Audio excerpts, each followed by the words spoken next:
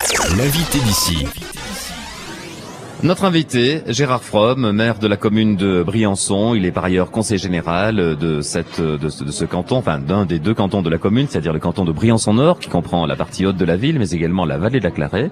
Et Montgenèvre. Et Montgenèvre, secteur auquel on vous sait très très sensible. Ça doit être agréable d'ailleurs d'avoir la responsabilité d'un canton qui est mi-urbain, mi-rural. C'est très agréable. Diversifié. C'est très très agréable, surtout que ce sont des sites magnifiques. La ville, bien sûr, on en reparle.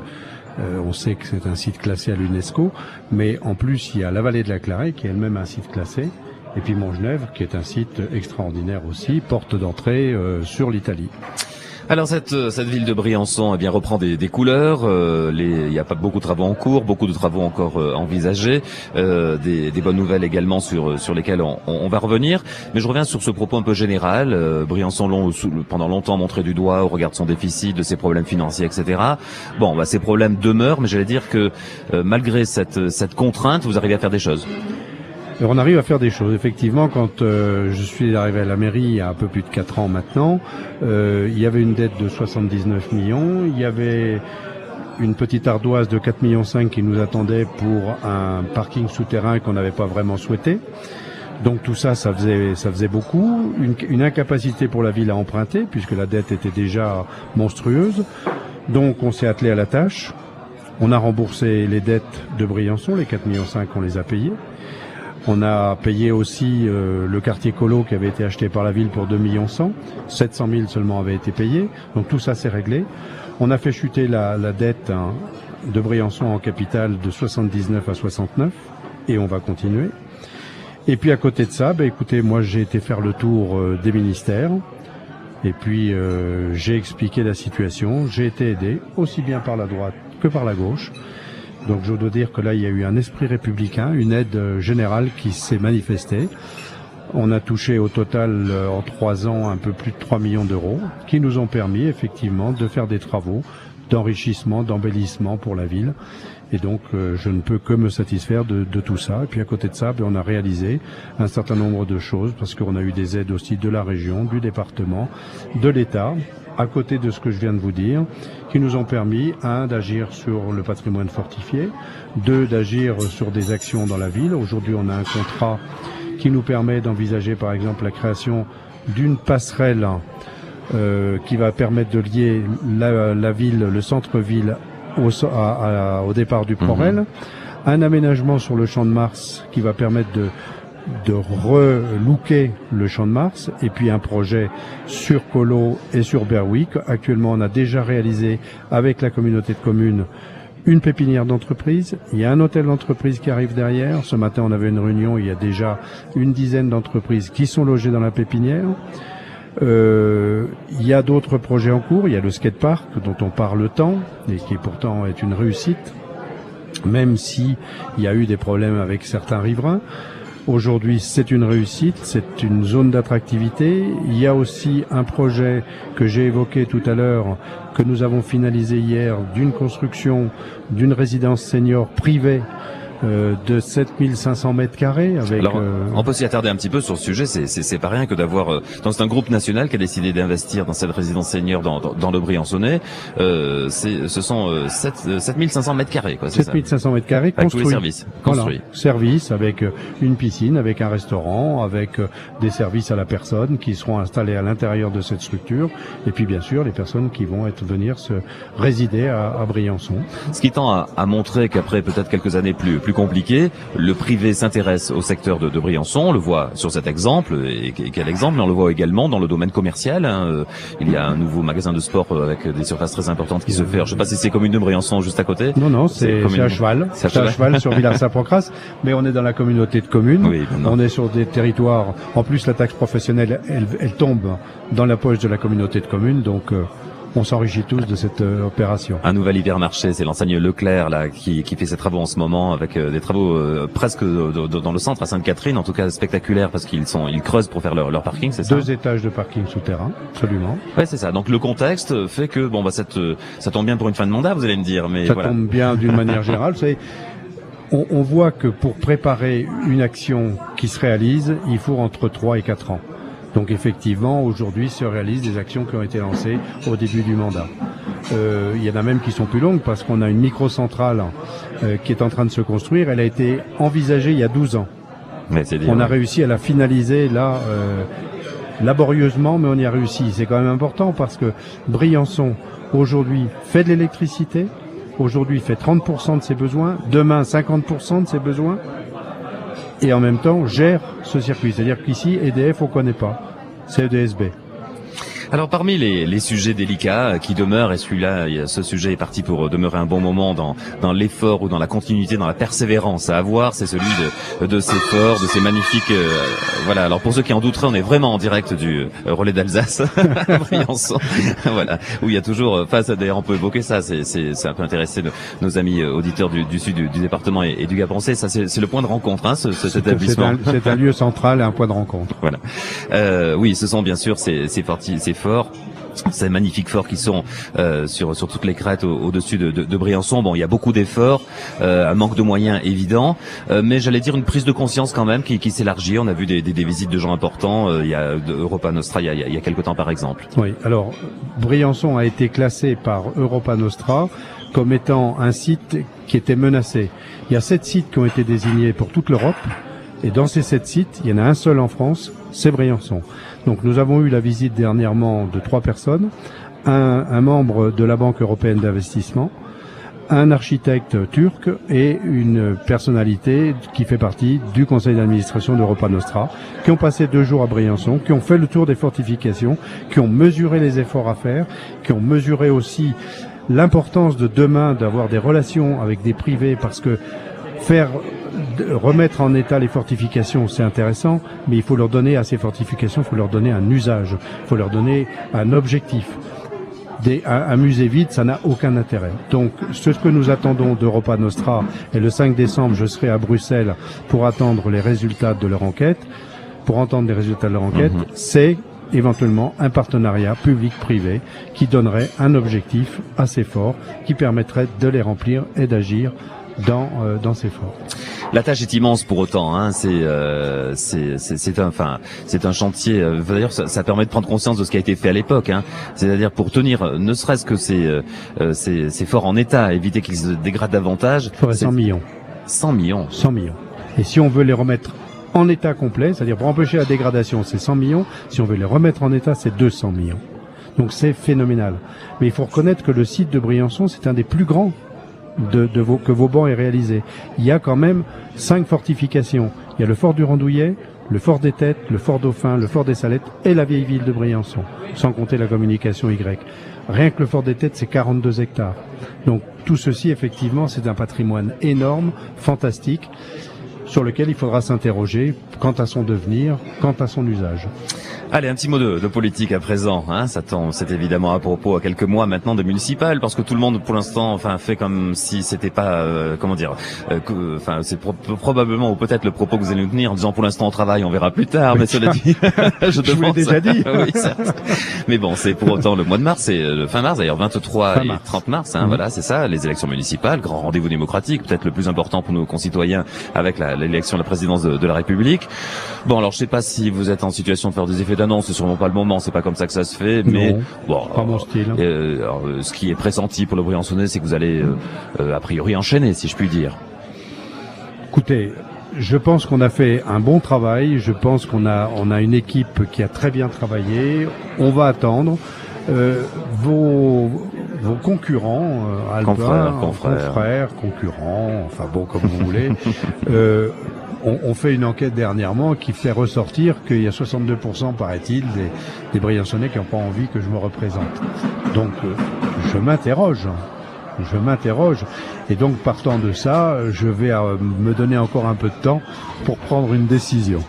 C'est d'autant plus, alors visiblement troublant, que l'impression un petit peu extérieure, y compris chez vos adversaires, est de dire oulala, on l'aurait pas dit il y a quelques années en arrière, mais il a pris la main. Alors vous savez, c'est des formules un peu familières dans le monde politique. Si tu tiens bien la maison, et ça, certains perçoivent en tout cas à l'extérieur, non, pas d'ailleurs, pas vraiment fait un enjeu politique. Cela dit, vous allez profiter peut-être a priori de ce qu'on perçoit nous de l'extérieur, une division quand même de la droite ou. Pour l'instant, en tout cas, oui. Les gens du mal à se réunir. Écoutez, je pense qu'on a 2 jeunes loups qui ont besoin de faire leurs dents et qui pour l'instant les aiguisent entre eux. Donc on va attendre, on va voir. Hein. Moi personnellement, leur combat, je le trouve sans intérêt pour moi. Ceci dit, c'est leur problème. En tout cas, qu'est-ce que vous direz aux Briançonnais? Est-ce que vous avez un petit peu à l'esprit dans les chantiers à mener? C'est-à-dire, si vous représentez, quel va être le jeu? Enfin, je sais pas si c'est la terminologie, mais le challenge que vous allez proposer à la population? Ah ben, le challenge, il est simple. C'est Briançon au cœur d'une communauté de communes vivante, active. C'est l'emploi. Et je m'y emploie en tant qu'aujourd'hui premier vice-président de la communauté de communes chargé du développement économique. Si je mène toutes ces opérations, que ce soit le SCOT, que ce soit le développement économique, la pépinière d'entreprise dont on a parlé tout à l'heure, c'est parce que je pense que l'emploi est au cœur de nos problématiques, que l'emploi c'est l'avenir et c'est aussi préserver la possibilité pour les jeunes de rester sur le territoire. C'est ça aussi l'enjeu. Et donc pour tout ça, on a la chance d'être dans un environnement exceptionnel. On a la Meige au nord, avec le col du Lautaret, avec la possibilité au col du Lautaret d'avoir un site floristique exceptionnel avec le jardin alpin. On a la chance d'avoir une richesse géologique exceptionnelle, d'avoir des sites classés. On a 2 grandes stations de ski sur notre territoire. Je pense, sans compter la Meige, qui est un territoire nature ouvert pour les sportifs. Je pense qu'on a la chance. Et moi, ce que je veux faire passer, si vous voulez, c'est aujourd'hui d'avoir de l'optimisme. Sans arrêt, dans la presse, dans les médias, on est dans le pessimisme. On a la chance d'être dans un pays riche. On est le 18e pays en termes de revenus, juste derrière l'Allemagne. Je veux dire, il faut pas tomber dans une morosité qui n'existe pas. Et je trouve que j'ai un certain âge et que j'ai connu les années 50. Ceux qui ont connu les années 50 ne reconnaissent pas la France d'aujourd'hui. La France d'aujourd'hui, c'est une France riche, c'est une France qui est dans l'aisance. Il y a des gens qui souffrent, mais on peut les aider. Aujourd'hui, on a la chance, comme je le disais tout à l'heure, d'être dans un pays qui protège les plus faibles. Il faut continuer à le faire, il faut continuer à le faire de manière forte. Mais il ne faut pas désespérer, il ne faut pas croire qu'on est tombé dans une désespérance totale. Je pense qu'aujourd'hui, on est sur un territoire qui a une chance exceptionnelle. Si on est le premier pays d'accueil touristique au monde, ça n'est pas par hasard. C'est parce qu'on a des richesses exceptionnelles. On a la chance d'avoir une culture, une histoire, un passé et donc un avenir. Parce que l'avenir, il s'enrichit de son passé et il se construit avec son présent. Ça, c'est ce qui a marqué sur la porte de Pinerol à l'entrée de la vieille ville, si Absolument. je ne m'abuse. C'est ça? Le passé répond de l'avenir. Un petit mot sur les rapports Briançon-Gap. Alors on va pas parler d'hockey sur glace, bien que ça passionne tout le monde, mais outre bien sûr ce sujet sportif, est-ce que vous avez l'impression que la préfecture des Hautes-Alpes et la plupart des décideurs donc qui s'y trouvent, enfin une bonne partie, ont conscience du poids économique du Briançonnais? Est-ce que vous trouvez que ce Briançonnais au sens très large d'ailleurs, puisqu'il faut y inclure le Guillaume 3, les écrins, etc., est assez pris en compte dans les orientations? Alors, je ne veux pas faire politique politicienne parce qu'effectivement, il y a des moments où on peut se penser que au niveau du Conseil général, les aides sont plutôt gapençaises. Ceci étant, le département ne peut pas nier la richesse que lui apporte le Nord. Vous avez parlé des écrins, vous avez parlé du Guillaume 3. On a l'essentiel des grandes stations avec le Queyras, et le territoire du Queyras. Donc, je pense qu'on joue un rôle important dans l'économie gapençaise. On n'en peut-être bénéficie pas assez quelquefois pour des jeux tacticiens, politiciens que je regrette. Je pense qu'on aurait mieux à faire à travailler ensemble, conjointement. Je parlais de territoire tout à l'heure ici, mais je pense que le territoire, il va du sud au nord, il va de l'est à l'ouest. Je pense qu'on a intérêt à travailler ensemble parce que on a la chance d'être sur un territoire qui est un territoire d'interface. Faut pas oublier qu'on est à 1h15 de Turin, à 2h30 de Milan. On a Grenoble et Lyon au nord, Marseille au sud. Je sais pas si vous voyez la chance qu'on a. Une demi-heure ou 40 minutes du TGV. C'est quand même exceptionnel. Hein. On peut venir de Paris à Briançon sans traverser une seule ville. Certes. Prenez l'autoroute à Paris. vous prenez la Maurienne, vous traversez par le tunnel, vous avez la déviation d'Oux, la déviation de Cézanne, le tunnel sous Montgenèvre, vous arrivez à Briançon, vous n'avez pas traversé une ville. Il y a combien de stations, il y a combien de lieux en France qui peuvent annoncer ce genre de choses? Il n'y en a pas beaucoup. Donc on a la chance d'être dans un territoire de grande qualité, qui a d'énormes potentialités. Il faut les vendre. Il faut les vendre à nos concitoyens. Ne pas en permanence tomber dans la morosité. Ça va mal, qu'est-ce qu'on fait? Les impôts qui augmentent. Parce que, très honnêtement, les impôts qui augmentent, prenons chacun nos feuilles d'impôts, puis regardons la réalité de cette augmentation. Entre les pourcentages et les chiffres. Voilà. Allez, écoutons la question que vous a posée celui que nous recevions hier. Vous le connaissez, Patrice Renouf, le président de la Fédération départementale du BTP. Alors de mémoire, on va l'entendre, il regrette un peu votre absence l'année dernière à l'Assemblée Générale. Écoutons. Petite amertume vis-à-vis de Gérard Fromm, parce que je l'avais invité à notre journée annuelle du BTP, ça me convenait bien, ça faisait un certain équilibre financier, politique comme on aime le faire chez nous. Il n'est pas venu. Ça m'a profondément déçu, alors je lui pose la question, viendrez-vous à notre prochaine Assemblée Générale? Tout d'abord, si je ne suis pas venu et j'en étais excusé, c'est non pas parce que je ne voulais pas y participer, c'est parce que je ne pouvais pas y participer. De mémoire, je crois que j'avais des problèmes familiaux. Moi, si vous m'invitez cette année, bien sûr, je viendrai. Bien sûr, je viendrai parler, débattre avec vous. Comme je l'ai évoqué déjà, je rappelle quand même qu'il y a eu des réunions ici avec le BTP, l'ensemble des représentants du BTP dans ce lieu, ici, au Relais d'Alsace, et que nous avons débattu avec le président de la communauté de communes, moi-même.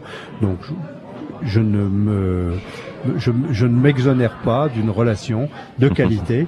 J'ai d'excellentes relations avec les gens du BTP local, que je fais travailler, que je pousse les structures. Tout à l'heure, on parlait de Rhône-Azur qui va se déplacer. J'aurais souhaité qu'effectivement des entreprises locales puissent y aller. Par contre, sur la DDE, le groupe A7 a pris des entreprises locales pour les routes et pour le travail au niveau de l'eau, de l'assainissement. On fait travailler des entreprises locales.